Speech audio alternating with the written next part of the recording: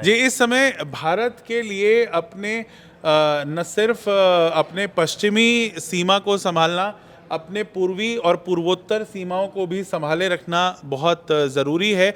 ये crucial phase है। और अब हम आपको पश्चिमी तरफ ले चलते हैं, पाकिस्तान की तरफ ले चलते हैं। मैं आपको दिखाता हूँ कि देखिए पाकिस्तान का ये इलाका है जो भारत से लगा हुआ है। और अगर हम पाकिस्तान को अगर हम आपको हम जूम इन करके दिखाएं, देखिए कराची वो जगह है जो गल्फ़ ऑफ ओमान से निकलते हुए भारत को अगर पोत युद्ध करना है, नेवी जो है वो कराची की तरफ हमला कर सकती है। कराची और पाकिस्तान का हैदराबाद, ये वो दो इलाके हैं जो समुद्र के नज़दीक पड़ते हैं।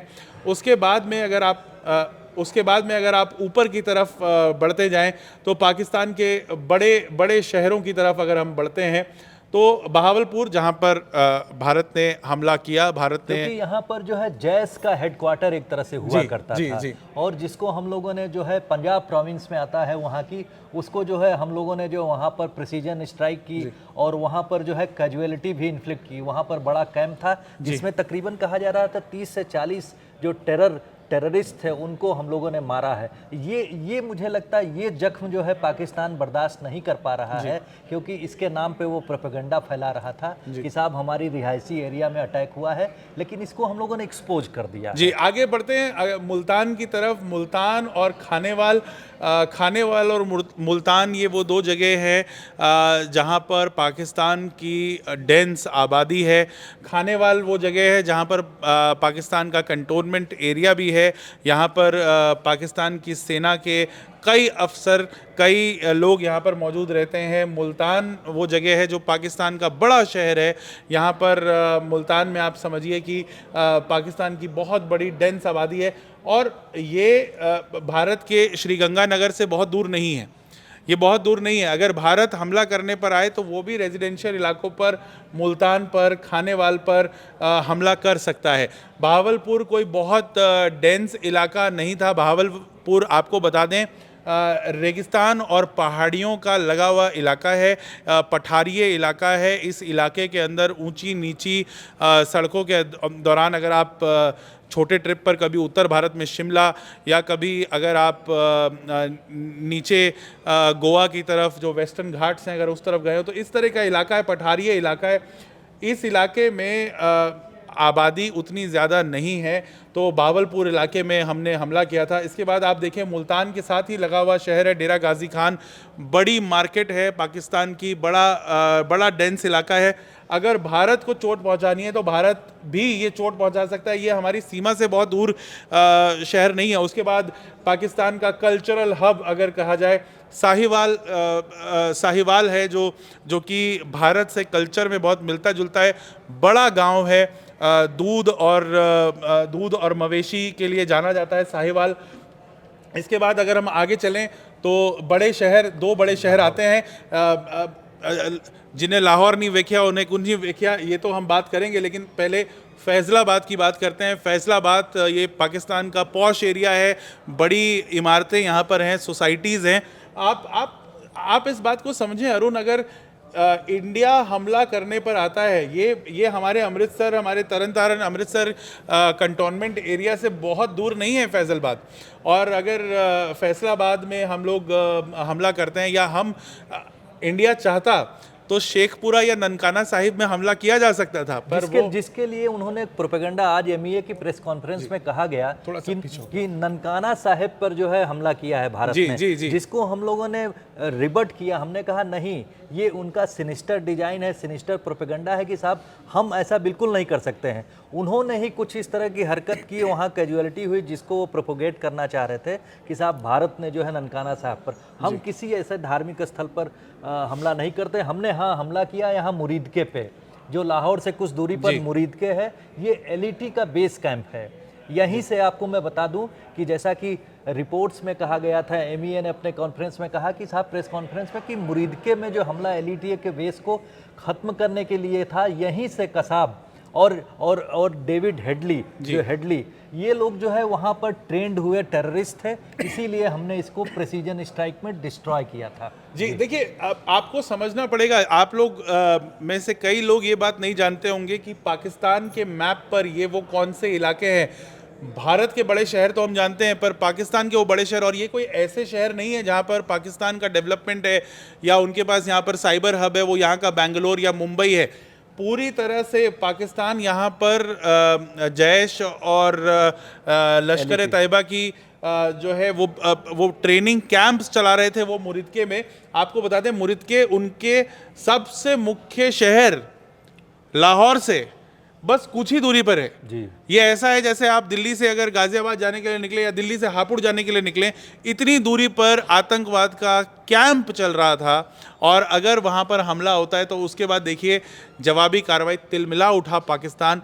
दरअसल पाकिस्तान के तिलमिलाने की बात नहीं है, पाकिस्तान के अंदर मौजूद जो आतंकी तत्व हैं, ये जो हमला है अरुण जी, भारत सरकार सेना मंत्रालय की तरफ से कहा गया कि यह हमास के जैसा हमला है। हमास गाज़ा पट्टी पर जिस तरह से हमला हो रहा था या होता आया है, ये उस तरह का हमला है। ड्रोन लगातार भेजे जा रहे हैं, स्वॉर्म्स में भेजे जा रहे हैं ड्रोन, और इन ड्रोन्स को भेजने का जो तरीका है, आपको बता दें, अमृतसर से सबसे नज़दीक लाहौर सीधी रोड जाती है, सीधा ब्रिज जाता है। लोग एक दूसरे को, अगर मौसम साफ़ हो और ऊंची इमारत पे खड़े हो तो एक दूसरे को हाथ हिला सकते हैं। ऐसे शहर में हमें कितनी देर लगेगी अपना ड्रोन भेजकर हमला करने के लिए, लेकिन पाकिस्तान ऐसा क्यों कर रहा है? आगे चलते हैं। पाकिस्तान का बड़ा शहर जो भारत के साथ लगा हुआ है, कल आपने सुना होगा एक छोटा कस्बाई शहर है नारोवाल। नारोवाल को कल खाली कराया गया था, एहतियातन खाली कराया गया था, सीमावर्ती इलाका है। अगर शेलिंग होती है तो पाकिस्तान के नारोवाल इलाके में सबसे पहले ये शेलिंग गिरेगी। उसके बाद में गुजरावाला की बात करते हैं। गुजरावाला बड़ा शहर, यहाँ बड़ी बाज़ार, बड़ी मार्केट्स, बड़े मॉल हैं, और गुजरावाला वो शहर है जहाँ पर अगर भारत की तरफ से अटैक होता है तो पाकिस्तान कुछ बहुत बड़ा कर नहीं पाएगा। उसका बहुत बड़ा, उसकी इकॉनमी की कमर टूट सकती है गुजरावाला में अगर नुकसान होता है। आगे हफीज़ाबाद है, वहाँ पर साड़ी का, चूड़ियों का काम होता है। पाकिस्तान को ये समझना चाहिए कि भारत आपकी अर्थव्यवस्था पर चोट नहीं कर रहा है, लेकिन आप भारत के रेजिडेंशियल इलाकों पर हमला करके ये भूल जा रहे हैं कि आप भारत की जद में हैं। आपके बड़े शहर भारत की जद में हैं। अगर भारत ने हमला किया तो आप इन शहरों को कहाँ बचा के लेके जाएंगे? आप सियालकोट, वजीराबाद और गुजरात को कहाँ बचा के लेके जाएंगे? आगे चलते हैं, अगर बॉर्डर के साथ साथ चलते जाएं, देखिए जम्मू से लगा हुआ सबसे नज़दीक का इलाका सियालकोट। जी। जम्मू पर ड्रोन देखे गए। अरुण जी, आपको क्या लगता है कि सियालकोट शहर के पास से इसका इस्तेमाल नहीं किया गया होगा? कोटली वो इलाका है, हम सभी जानते हैं, कोटली पर हमला हुआ। सियालकोट में भी एक टेरर कैंप था जिसको हम लोगों ने जो है जी डिस्ट्रॉय किया है। ये भी एक 30 पाकिस्तान के पास में है। यानी पंजाब के जो 2-3 इलाके हैं वहाँ के, पंजाब के जो सियालकोट था, मुरीदके था और बहावलपुर एरिया, ये पंजाब में 3 मुख्य जगहें थी जो कि टेरर कैंप के अड्डे हुआ करते थे, टेरर कैंप्स थे जिनको हम लोगों ने प्रिसीजन स्ट्राइक में डिस्ट्रॉय किया था। अब मैं आपको बता दूं कि कोटली वो इलाका है, कोटली यहाँ से इस्तेमाल की जा सकती है ज़मीन ड्रोन भेजने के लिए। सियालकोट शहर से लगता हुआ इलाका है। सियालकोट अगेन एक बड़ा शहर, बड़ा डेंसली पॉपुलेटेड। फिर अगर हम आगे चलें तो बरनाला के नज़दीक आगे अगर आप मैप को लेके जाएं, बड़े शहरों में ये देखिए, ये वो इलाका है, जंगली इलाका, पहाड़ी इलाका, नदी के साथ, झेलम नदी के साथ का इलाका। ये वो इलाका है जहां पर से इस समय गोलीबारी हो रही है जी। लगातार गोलीबारी, लगातार शेलिंग, और भारत को यहाँ से भारत के नौशेरा इलाके में, यहाँ से भारत के रजौरी इलाके में लगातार शेलिंग करवाई जा रही है। देखिए, इस इलाके को पाकिस्तान जानता है, यहाँ पर बहुत सारे छोटे छोटे गांव हैं, डेंसली पॉपुलेटेड नहीं है, तो यहाँ से शेलिंग करवाई जा रही है, यहाँ से भारी गोलीबारी कराई जा रही है। और हमारी समस्या क्या है? अगर अभिषेक आप इसको थोड़ा सा जूम आउट करें जी, मैं बस एक बार अगर जूम इन करें, देखिए हमारी सबसे बड़ी समस्या क्या है?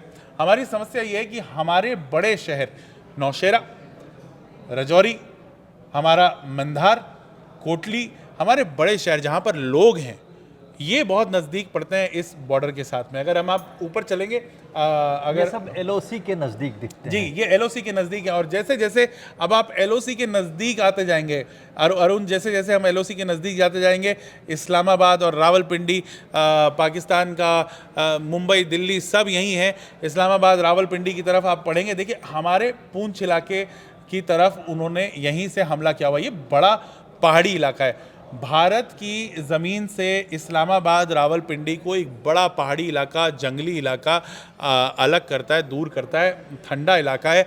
और इस दरमियान एक नेचुरल वॉल है इन दो देशों के बीच में, और यहाँ से गोलीबारी, यहाँ से शेलिंग लगातार की जा रही है।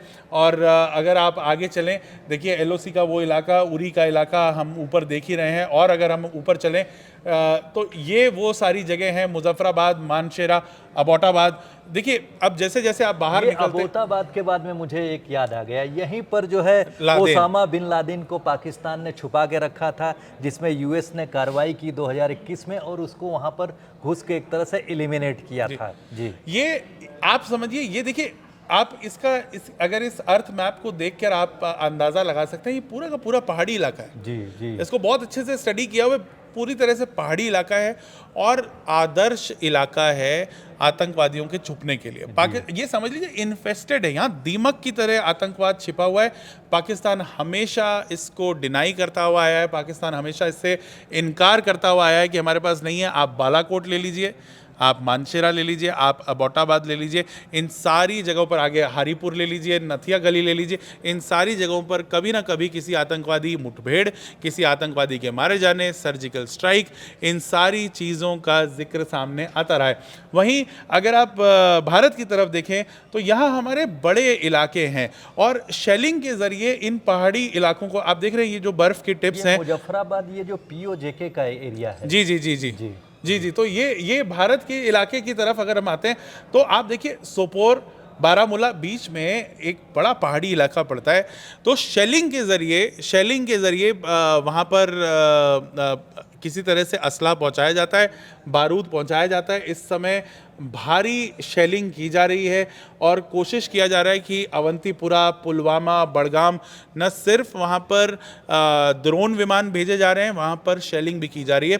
तो भारत मुंहतोड़ जवाब दे रहा है, गोलीबारी का गोलीबारी से, शेलिंग का शेलिंग से। एक प्रश्न पूछना चाहूँगा, ऐसा तो नहीं है जिस तरह से पाकिस्तान भले ही कोशिश कर रहा है कि भारत को डिस्टर्ब किया जाए, लेकिन ये सेल्फ इन्फ्लिक्टिंग स्टैंड भी हो सकता है, क्योंकि अगर वो हमारी तरफ से कार्रवाई हो सकती है तो जाहिर सी बात है जिस तरह का प्रयास है उसके लिए डिस्ट्रक्शन भी का भी कारण हो सकता है, अगर हम लोग अपने उस पे आए तो। जी देखिए, अब यहाँ पर अगर भारत, मैं आपको बताऊं, अगर हम देखें कुपवाड़ा, जी, हंदवाड़ा, बारामूला और बदगाम, हमारे पास अच्छी ये वो जगह हैं जहाँ हमारे पास सैन्य असलाह है। जी, और अगर हमें मौका मिले तो हम लोग भी यहाँ से हमला कर सकते हैं, पर पाकिस्तान की तरफ से यहाँ से लगातार हमला होता आ रहा है।